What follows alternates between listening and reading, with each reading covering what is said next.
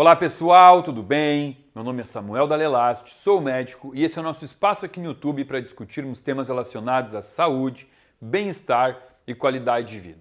Estamos em meio a uma série chamada Amor e Sexo. Esse é o vídeo número 3. Convido você que está chegando agora a assistir o vídeo número 1, onde falamos as diferenças entre paixão, entre amor, entre tesão, tudo que envolve esse universo dos sentimentos relacionados aos relacionamentos. Vídeo número 2, eu trouxe aqui para vocês um pouquinho sobre a questão que envolve fertilidade masculina, falando sobre todos os processos metabólicos que norteiam a fertilidade do homem, como o homem pode melhorar a qualidade do seu espermatozoide, aumentando assim as chances de ter um bebê, as chances de procriar. Hoje, o vídeo número 3, ainda um pouco sobre o universo masculino. Prometo que daqui a pouquinho a gente vira o jogo e começa a falar sobre fertilidade feminina, sobre orgasmos na mulher. Agora a gente vai continuar aqui um pouquinho falando sobre o universo masculino e o vídeo de hoje ele tem como objetivo falar um pouquinho sobre tudo que envolve a ereção. Ereção, que é uma coisa que hoje movimenta uma indústria milionária, porque foi prêmio Nobel para quem descobriu o tal do Viagra. Então, em 1998, quando 3 cientistas que estavam estudando o óxido nítrico os 3 descobriram que o óxido nítrico estava associado no processo de ereção. Desde então, tudo mudou, Hoje em dia, a gente conseguiu postergar aquela fase onde o homem, então, passa a ser considerado impotente. Antigamente, era uma idade, Falava de idade e depois que chegava naquela idade não tinha mais o que fazer. Hoje não, Hoje, quando atinge esse momento da vida, o homem ele pode abrir mão de recursos. Depois a gente vai falar um pouquinho mais sobre esses recursos e como que foi descoberto, Porque tudo foi aqui ao acaso, Mas vamos lá, falando dos pilares que envolvem a ereção, vamos chamar assim de potência sexual, eu vou dividir aqui para vocês 3 pontos extremamente importantes que estão envolvidos nesse processo, O primeiro ponto é o ponto do estímulo. Então o homem, principalmente o homem, mais do que a própria mulher, o homem ele é muito visual. O homem ele tem essa questão das propriedades organolépticas muito aguçadas, Então aqui quando eu falo de estímulo, a gente está falando muito do visual, tem uma associação muito grande com cheiros, Principalmente quando a gente fala dos feromônios, que sim, ajudam, estimulam muito a aumentar o desejo, e desejo está intimamente associado à ereção. E aqui a parte do tato. Então, as propriedades organolépticas mais importantes aqui seriam essas 3 e, obviamente, entra a parte psicogênica, que é a parte da imaginação. A gente até falou sobre isso no vídeo passado, A parte psicogênica, as fantasias, os fetiches, que, veja bem, para homens isso é muito mais forte do que para mulheres, Isso não é o Samuel que está falando, isso é o que a ciência prova, Que o homem ele tem muito mais essa questão associada da dependência ao fetiche, a dependência por uma fantasia.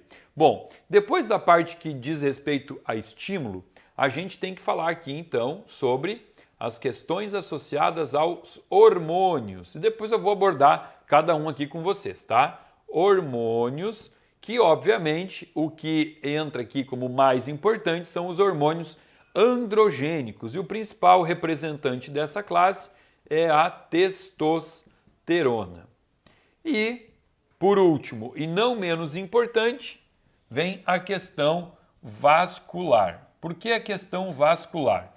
Bom, porque veja bem, o pênis ele é um órgão que contém na sua cavidade mais interna o que a gente chama de corpos cavernosos, O que são os corpos cavernosos? São os corpos compostos por microvasos, um monte de vasos bem fininhos que precisam se encher de sangue. Quando se enche de sangue, então a gente tem a ereção, O que é a ereção do homem? Nada mais é do que a capacidade de levar uma grande quantidade de sangue para o pênis e a partir daí manter esse sangue lá, É o sangue que deixa o membro ereto. E quando a gente fala disso, aí aqui vem a questão do óxido nítrico como um agente vasodilatador, tá? Não dá para não usar esse termo, vasodilatação, né? Vasodilatador. Tem que usar, é um termo técnico, mas é muito fácil de eu mostrar para vocês aqui, ó. O que seria uma vasodilatação? Ó, imagina isso aqui como uma artéria, uma veia, né?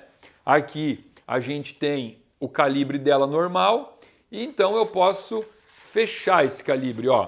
Agora eu fiz uma vasoconstrição, né? Eu fechei, olha o calibre da artéria como ficou, e agora eu vou fazer uma vasodilatação, que é abrir assim, ó. Quando eu faço a vasodilatação, eu permito então a entrada maior de sangue, portanto uma capacidade maior de encher o vaso e deixar o pênis ereto. Bom, agora que a gente entendeu aqui esses 3 pilares, que eu vou dizer para vocês que não são os únicos, hein? Mas são, na minha opinião, os mais importantes, a gente vai falar um pouquinho mais sobre cada um, tá? Essa questão aqui, que envolve os estímulos, é muito individual, gente, muito individual, tá? Por exemplo, essa questão do visual, não existe um padrão de beleza. Existe, obviamente, aquele padrão de beleza da moda, né? Cada século, cada momento da história existiu um novo padrão de beleza, né? Primeiro as mulheres mais fofinhas eram mais bonitas, depois as mulheres mais magrinhas, as mulheres com seios maiores, com seios menores. Porém, embora exista um padrão meio que social, ditado, né, por uma sociedade, cada indivíduo ele vai ter algum aguçamento maior por traços, né? Isso a gente chama de um padrão Gestalt, né? Alemão que fala. A gente fala padrão Gestalt, que é um padrão que vai estar muito associado à individualidade, né? Então, a face, né? O homem quando olha para a mulher, tem homens que vão gostar de mulher com boca grande, outros com mulher de boca pequena, olho grande, olho pequeno, mulheres mais magrinhas, mulheres com estrutura maior. E isso é um padrão muito individual. Cheiro também, né? Tem homens que vão ter uma sensação de afloramento do desejo, do despertar por algum tipo de cheiro, né? Muito peculiar, muito individual. A gente também não pode traçar um padrão aqui, né? Tato, a mesma coisa. E essa parte aqui que eu comentei com vocês das fantasias, da depravação masculina, né? Vamos falar assim, aquela coisa assim de querer... Olha que a gente até percebe aqui que homens, né? Os homens eles comentam muito mais, existem pesquisas que mostram que homens eles se masturbam muito mais assistindo vídeos eróticos, né?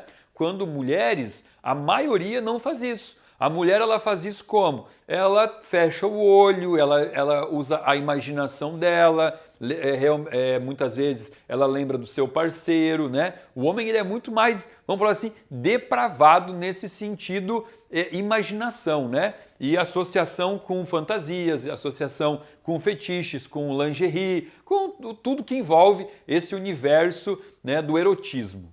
Então aqui eu até diria para vocês que em relação a essa questão que está associada ao estímulo, existe sim uma relação muito grande com um neurotransmissor chamado de dopamina, tá? A dopamina é o neurotransmissor mais associado ao sexo, né? E pacientes que têm, às vezes a gente tem pacientes psiquiátricos que eles têm uma forte compulsão por tudo que envolve dopamina, né? São pessoas que têm compulsão por compras, compulsão por sexo, compulsão por comida. Então é o legítimo paciente compulsivo, que ele está sempre andando numa linha tênue entre a bipolaridade, né? Pessoas que têm uma tendência maior à bipolaridade. Então o compulsivo, que a gente chamaria isso de ninfomaníaco, né? O compulsivo por sexo, muitas vezes ele não é compulsivo só por sexo. Quando a gente investiga na consulta, ele tem ali uma relação de compulsão com outras coisas, geralmente associado a compra, bebidas alcoólicas e comida, tá? E a dopamina, ela é um neurotransmissor que tem a sua origem muito lá no intestino. 50% da produção de dopamina é intestinal. Então, o excesso de dopamina ou a falta de dopamina pode trazer algum tipo de alteração em relação à libido, em relação à ereção, em relação a desejo, né? Então é muito importante manter aqui os níveis de dopamina adequados, né? A gente vai ver lá no vídeo depois, quando falarmos sobre mulheres, que para a mulher a alteração de dopamina é ainda mais sensível do que nos homens, tá? Para a mulher é mais importante ainda a dopamina. Bom, quando eu falo sobre questões associadas a hormônios, né, que a gente falou aqui, os hormônios, principalmente, tá ruim aqui o pincel, vamos ver aqui, ó, principalmente a testosterona. Então, testosterona. Então é o seguinte, ó, testosterona não é hormônio masculino. A gente cresceu ouvindo isso é um grande erro, tá? Testosterona é um hormônio que está em homens e que está em mulheres. Porém, homens têm até 15 vezes mais testosterona do que mulheres. Ou seja, a testosterona é um hormônio predominantemente masculino, mas não é característico apenas de homens, ok? Mas para homens existe sim aqui uma relação muito importante no que diz respeito à ereção. Os homens precisam ter níveis satisfatórios de testosterona. O que acontece? Que a gente vai já aqui começar a trazer alguns problemas já, algumas causas de impotência sexual, ou talvez não impotência sexual, mas dificuldade de manter ereção. Ó, um ponto muito importante aqui é o ponto da obesidade, tá? Por que obesidade? A obesidade, ela vai atrapalhar em vários pontos. E até, inclusive, a gente vai fazer um gancho aqui para voltar para aquela parte 1 que eu já apaguei aqui do quadro, que falava sobre o estímulo, né? Sobre a questão dos cheiros, do tato e tal. Por quê? Quando a gente fala em estímulo, existe um ponto muito importante que é entender que o estímulo ele vai ser gerado somente quando o paciente está em equilíbrio emocional, né? Emocional. Quando o paciente está um pouco fora desse equilíbrio, quando o paciente está muito estressado, muito agoniado, ansioso, ele vai ter um comprometimento muito grande dessa parte do estímulo, tá? Mas olha o que acontece aqui com a obesidade. Existe uma enzima que ela tem um nomezinho, ela chama CYP19, tá? Ou ela também é chamada de aromatase. O que essa enzima faz? Esta enzima, ela quebra o anel aromático da composição da estrutura da testosterona e ela transforma a testosterona em estrogênio, que é um hormônio predominantemente feminino e que no homem, então, ele vai trazer esse desequilíbrio negativo no que diz respeito à ereção, à potência sexual. Então, é muito ruim a ação dessa enzima. E onde que essa enzima predomina? Essa enzima está em grande quantidade no tecido adiposo. O que é tecido adiposo? É tecido de gordura. Então, o paciente obeso, ele tem uma tendência maior a transformar a testosterona em estrogênio. Por quê? Porque essa enzima que faz essa conversão, ela é estimulada por um hormônio chamado insulina. Então, quando a insulina está muito alta, ela vai ativar o efeito dessa enzima e, portanto, vai aumentar aqui o estrogênio. Agora você começou a entender por que homens obesos têm mais mama, têm uma mama feminina. Por quê? Não existe obesidade sem resistência insulínica, sem aumento de insulina. E agora, então, com muita insulina, eu vou passar a ter menos testosterona e eu vou ter mais estrogênio. Porém, a insulina, ela não vai aumentar apenas a expressão da CYP19. A insulina também vai aumentar a expressão de uma enzima chamada 11-beta-hidroxisteroide desidrogenase 1, 11-beta-HSD1. O que essa enzima faz? Essa enzima, ela vai pegar a cortisona, que é o cortisol inativo, cortisona, e vai transformar em cortisol, fazendo com que haja um aumento dos níveis de cortisol. Então, olha só, este paciente obeso, ele já está com um problema, né? Ele está perdendo testosterona para estrogênio, ele está aumentando o nível de cortisol, deixando ele mais estressado.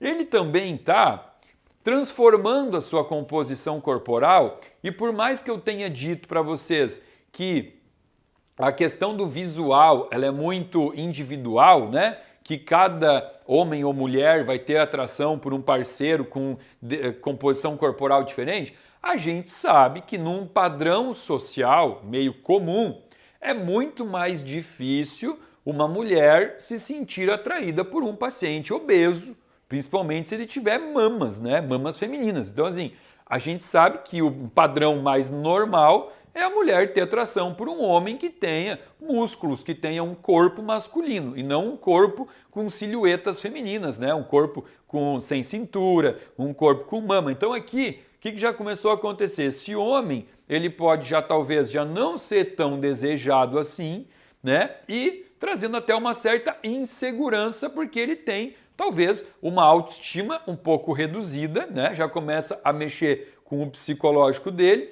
ele já está com o cortisol aumentado, com a testosterona baixa. Então esse é o típico paciente que me procura, que procura atendimento, né? Que procura o consultório. Por quê? Porque a gente tem hoje no Brasil mais de 60% das pessoas em sobrepeso. A obesidade ela é já uma pandemia, né? Então a gente tem que entender quem é o perfil de paciente que nos procura, e esse aqui realmente é o que mais chega no meu consultório, e entender tudo que envolve a fisiologia, as alterações bioquímicas, porque entendendo onde está o erro, eu consigo trazer ele para correção, né? Melhorando essas vias todas, o paciente ele vai, a cada consulta, ele vai percebendo uma melhora quando, obviamente, ele faz o tema de casa, né? Porque eu aqui não consigo ficar dando suplementos, né, comprimidinhos, e o paciente ficar não praticando a dieta dele, não praticando atividade física. É um tratamento multidisciplinar, onde envolve vários pilares que vão levar ao sucesso. E já que a gente entrou em obesidade, e não perdendo esse gancho aqui, a gente já falou do obesidade atrapalhando o pilar número 1, né, que é a parte do estímulo, obesidade atrapalhando o pilar número 2, que é a parte hormonal. Agora a gente vai falar da obesidade atrapalhando o pilar número 3, que é o pilar vascular, tá? Como é que funciona? Eu vou desenhar aqui, ó, um vaso sanguíneo, tá? Porém, quando a gente pensa no pênis e pensa nos corpos cavernosos, a gente tem que imaginar uma trama de vasos, de microvasos. É um monte de vasos. O Fernando vai até mostrar aqui pra gente aqui uma imagem. Olha como é que funciona. Tá vendo ali? Várias tramas de vasos sanguíneos, tá? Bom, eu tenho aqui a necessidade de dilatar esse vaso para poder, então, entrar mais sangue, tá? Aí entram, aqui a gente chama de NANCs, tá? Os NANCs, que são os neurônios não adrenérgicos e não colinérgicos, eles vão estimular aqui que haja conversão do aminoácido L-arginina. A L-arginina ela vai se transformar em óxido nítrico, ok? Óxido nítrico. E o óxido nítrico é o vasodilatador que vai aumentar, então, aí agora essa veia aqui, né? Essa artéria, esse vaso, né? Ele vai ficar desse tamanho aqui, ó. Aumentou, podendo então entrar mais sangue, podendo enrijecer esse pênis. Bom, porém, a obesidade, ela traz como uma das principais complicações a arteriosclerose ou aterosclerose. Ó, são duas coisas diferentes. Vamos falar aqui, ó. Eu vou escrever aqui para ficar fácil. Ó, aterosclerose. O que é a aterosclerose? É quando eu tenho placas de gordura aderidas na camada íntima do meu vaso, né? Então imagina que isso daqui é um vaso sanguíneo, como a gente desenhou, e eu começo a ter aqui então uma placa, um ateroma, né? Ateroma, por isso que a gente chama de aterosclerose, ó. Um ateroma que vai entupindo essa artéria, ok? Só que existe também a arteriosclerose, que é quando eu tenho também um enrijecimento, né? Um enrijecimento da parede arterial, ela vai ficando rígida, ela perde o poder de complacência. Complacência é um termo que a gente usa em medicina para falar se a complacência do vaso sanguíneo está boa, ou seja, ela tem uma capacidade, uma habilidade de se adaptar, ela dilata, ela relaxa, né? Ela estreita, ela contrai, ela fica trabalhando bem, isso é complacência, tá? O passar dos anos, né, o processo do envelhecimento, ele já é um fator que vai diminuindo a própria síntese de colágeno dos vasos. Então, o próprio processo de envelhecimento, ele já faz isso, tá? Outra coisa que tira a capacidade aqui de complacência do vaso, dietas ricas em açúcar. Sempre que eu tenho um pico de açúcar, e açúcar não é só o açúcar de mesa, vem a farinha, né, que vira açúcar, o arroz branco vira açúcar, tudo que converte em açúcar e tem pico de glicose, ele vai fazer com que haja uma quelação nos aminoácidos que formam, né, o colágeno aqui da artéria. Então, ó, já falamos, processo de envelhecimento já é um fator fisiológico. Dieta rica em açúcar, cigarro, pessoas que fumam, a nicotina causa esse enrijecimento aqui também, tá? E a própria obesidade. A obesidade, ela vai causar as duas coisas, né? Ela pode causar o enrijecimento e ela pode causar aqui também o acometimento do fluxo sanguíneo através da formação de placas de gordura. Então, a pessoa que fica num estado de obesidade por muito tempo, ela pode ter dificuldade de ereção simplesmente por conta de estar obeso, né? E aí vem tudo que a gente já falou, cai a testosterona, aumenta o estrogênio, sobe o cortisol e ainda por cima está com as artérias todas entupidas. Então, olha a importância aqui de estar na composição corporal adequada. E quando eu falo em aumento de óxido nítrico, olha o que eu tenho aqui, eu tenho o oxigênio aqui, né? Então, é muito importante que eu tenha uma capacidade de oxigenação favorável a mim. Como é que a gente faz isso? Exercício físico aeróbico, tá? É importante tanto aqui a musculação, claro que é, a gente está falando de músculo, né? Mas é muito importante o aeróbico, uma atividade de caminhada, de corrida, de bike, qualquer coisa que promova o estímulo aeróbico no corpo. Aqui é importante também a gente salientar uma enzima chamada de guanilato ciclase, que é a GC, tá? O que a GC faz? Ela vai transformar guanosina, olha aqui, ó, essa enzima aqui, ela transforma guanosina trifosfato em guanosina monofosfato, tá? Então aqui eu tenho a GTP e aqui eu tenho a GMP. Olha só, durante os 300 vídeos aqui do canal do YouTube, a gente falou em ATP, né? Adenosina trifosfato, oriunda do ciclo de Krebs. A gente bate muito na tecla da adenosina trifosfato, que é o ATP.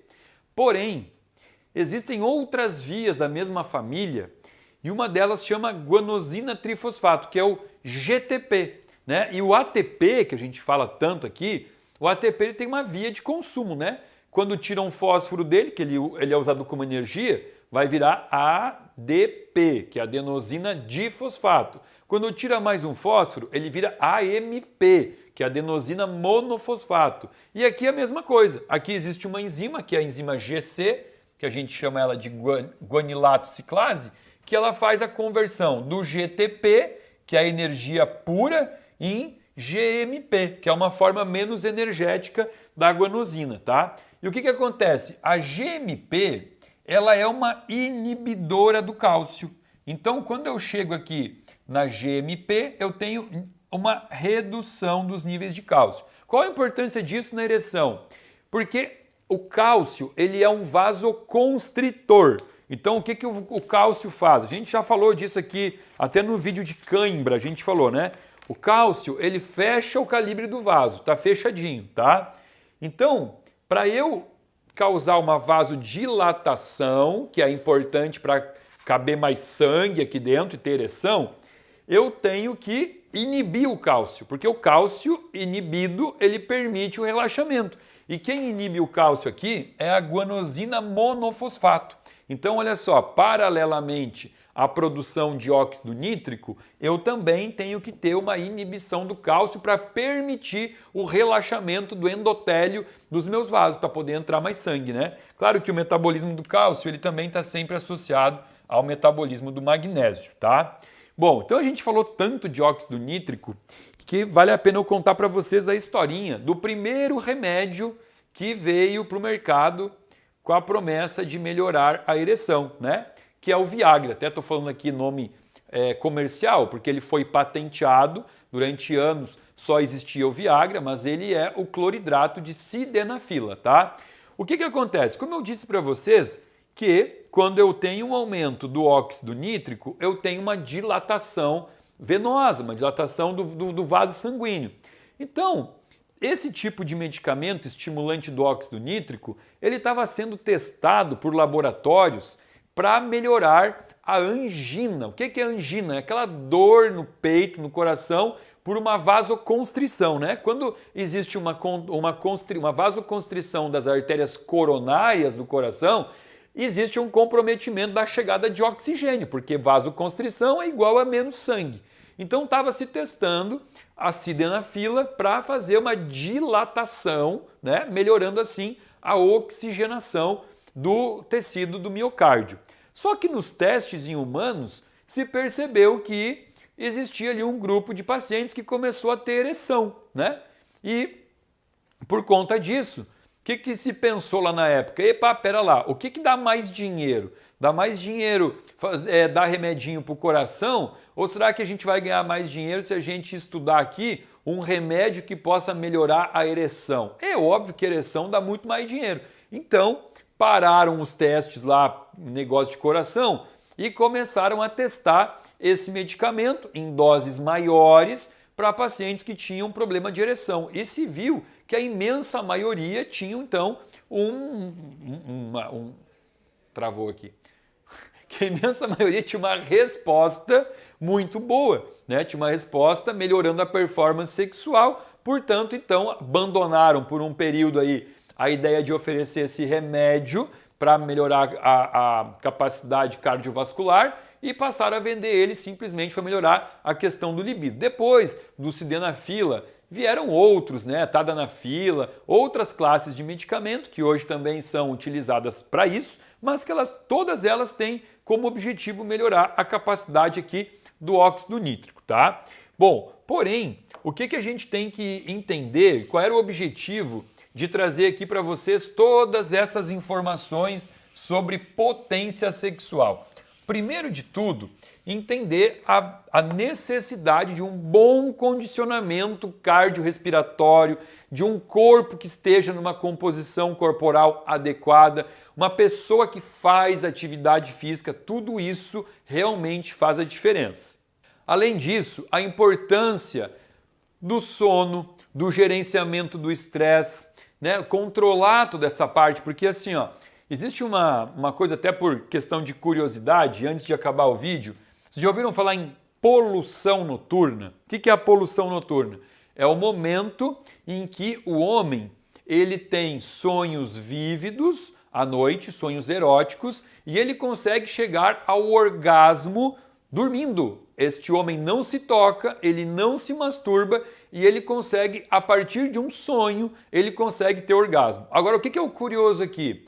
Que algumas dessas pessoas que têm o efeito poluição noturna, elas relatam que elas não têm uma facilidade de ereção, né, quando estão frente ao parceiro, né, quando vão ter o ato sexual, né, e à noite consegue ter um orgasmo sem se tocar. Olha a importância de entender sobre essa necessidade de gerenciar o estresse, né? Porque o que acontece à noite? Por que a noite ficou mais fácil? Ficou mais fácil porque à noite é quando o cérebro relaxa, o cérebro não está atento aos problemas, não está atento à agenda, aos compromissos, né? A tudo que a pessoa precisa fazer. Então, esse é uma coisa muito pouco explicada, né? Mas não é poluição, é poluição noturna, tá? Isso é um termo usado na medicina para esse fenômeno noturno. E é claro que também existe aqui uma relação direta com esse aspecto que eu estou falando,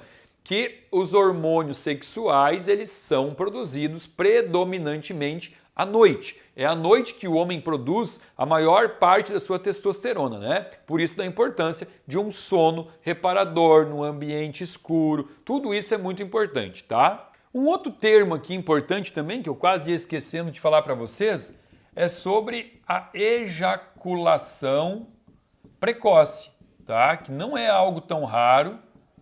O que é isso? É quando o homem ele tem uma dificuldade de estender o ato sexual, né? Ele tem uma ejaculação rápida. Quando ele começa o ato sexual, geralmente ele chega ao orgasmo antes da sua parceira, né? E aí fica aquela coisa assim, o homem se sente muito mal, porque ele pensa, poxa, né? Eu me satisfiz, mas eu não pude satisfazer a minha parceira, né? Então, ejaculação precoce, ela está intimamente associada a distúrbios de neurotransmissores, né? E aí a gente volta a falar aqui da dopamina e da serotonina. Então, não é de hoje que se sabe que ejaculação precoce está associado a disbiose intestinal. Olha o intestino voltando aqui, né? Porque quando eu tenho um processo de disbiose no meu intestino, eu sacrifico a produção de dopamina e de serotonina e é muito fácil eu desenvolver uma ansiedade, né? A ejaculação precoce está muito associada à ansiedade. Então aqui, ó, existe uma necessidade de tratar a parte intestinal, aí entra uma questão de uma dieta anti-inflamatória, o uso dos probióticos, tudo que eu já falei aqui no nosso vídeo de intestino. Mas aqui foi só um adendo para a gente não deixar escapar essa parte de ejaculação precoce. O que eu quero trazer para vocês então? Vamos lá, vamos ser práticos. Homens que estão com problema de ereção. Já falei aqui os pontos importantes, né? Vou repetir: dormir bem, em horário fisiológico, não passar das 23 horas para ir para a cama, dormir num quarto escuro, longe de celular, longe de qualquer aparelho eletrônico ligado, fazer atividade física, redução do percentual de gordura, principalmente de gordura visceral, manutenção dos níveis baixos de insulina e de glicose. Isso se faz além de uma atividade física aeróbica necessária para manter a insulina baixa, também se faz com uma dieta hipoglicídica, tá? Tudo coisas importantes. Meditação para controle do estresse, para controle da ansiedade. Meditação funciona, parece balela, as pessoas não dão bola porque é de graça, porque parece uma coisa esotérica. Meditação tem comprovação científica que pode atuar na melhora da performance sexual. Tá, a partir daí, vamos lá. Quando eu recebo um paciente, eu preciso entender que existem recursos que eu posso ajudar ele, né? Eu posso melhorar essa parte mais afrodisíaca, né? Melhorar essa questão envolvente do sexo. Eu posso usar aqui a maca peruana, que isso aqui é velho pra caramba, mas sim funciona. Eu posso utilizar do Tribulus terrestris. Eu posso utilizar um fitoterápico que eu gosto muito, chamado de Epimedium icariin. Epimedium icariin é um fitoterápico muito legal para usar em homens e mulheres também, tá? Principalmente mulheres com dificuldade de orgasmo. Esse cara aqui, ó, é muito bom. Mucuna pruriens. Mucuna pruriens. Gosto muito de usar, aumenta a dopamina. Gosto muito de usar ZMA, que é uma fórmula que já contém zinco, magnésio e vitamina B6. Isso é ótimo para homens. Coloco aqui também ômega 3 em altas doses para esse paciente aqui. Ó, tô montando aqui, tô dando dicas que obviamente nunca vão vir associadas a doses. Por quê? Porque essa dose ela é muito individual, depende às vezes de peso, né? Então eu estou falando aqui sobre itens que podem ajudar sim homens a ter uma melhora da performance, né? Mas que devem ser prescritos por médicos. E como a gente falou aqui do aumento do óxido nítrico, o óxido nítrico ele é derivado da arginina, que é um aminoácido. Arginina, então a L-arginina, que pode ser também manipulada para tomar, e eu colocaria aqui a coenzima Q10. Coenzima Q10 também ajuda muito na performance sexual, tá? Essa é a fórmula bem básica, mas que ajuda e que funciona, tá? Existem outros ativos, eu posso falar aqui sobre a juga turquestênica, eu posso falar sobre laxosterona, cianotes vaga, tudo isso, tá? Porém, eu também tenho que entender que alguns pacientes eles podem ter um déficit de testosterona, seu nível de testosterona pode estar baixo, e aí eu tenho que classificar esse paciente, tá? Por quê? Testosterona baixa a gente vai chamar de hipogonadismo. Esse é o termo feio para falar assim, níveis baixos de testosterona.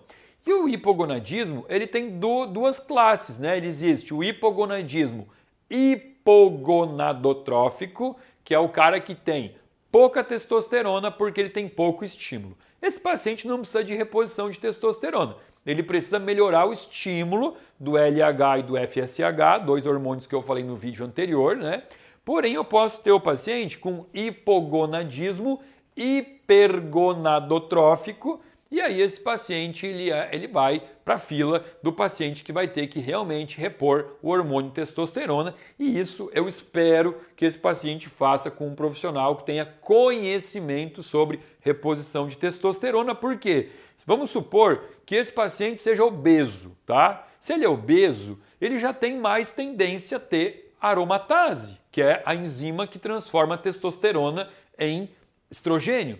Aí imagine esse paciente obeso chegando lá num consultório e aí o médico identifica que a testosterona está baixa e aí o médico dá testosterona para um paciente obeso que vai transformar essa testosterona em mais estrogênio. O que vai acontecer? Você vai inchar a próstata desse paciente, você tem risco de dar um câncer de próstata nele e você vai deixar ele com muito mais peitinho. E ele não vai ter uma resposta tão boa assim da testosterona. Ele vai dizer, melhorou, alguma coisa vai ter melhorado. Mas ele vai ter muito mais efeito danoso do que efeito bom, tá? Então é por isso que eu provoco vocês aqui a entender a necessidade de sempre ter um profissional capacitado por trás para fazer esse tratamento. Porém, a mensagem do vídeo era essa, tem solução, só tem que mudar hábitos e fazer as correções adequadas. Eu espero que você tenha gostado. Se você gostou, dá um like nesse vídeo, compartilha com os teus amigos, mas cuidado para não sacanear o cara, né? Você vai mandar lá para ele um vídeo falando sobre impotência sexual, a pessoa pode ficar até um pouco ofendida. Então antes você manda um lembretezinho falando assim, ó, esse aí é para te ajudar a ter mais potência ainda, tá? Não tô dando letrinha nenhuma, isso não é uma indireta. Se você não está inscrito no meu canal, por favor se inscreva, aciona o sininho para receber toda segunda, quarta e sexta-feira um alerta de uma nova mensagem, um novo vídeo para você falando sobre saúde, bem-estar e qualidade de vida. Abaixo desse vídeo tem um link que você pode acessar, se inscrever e fazer parte de um grupo VIP de pessoas que recebe conteúdo gratuito semanalmente aqui do meu canal. Fica aqui o meu muito obrigado.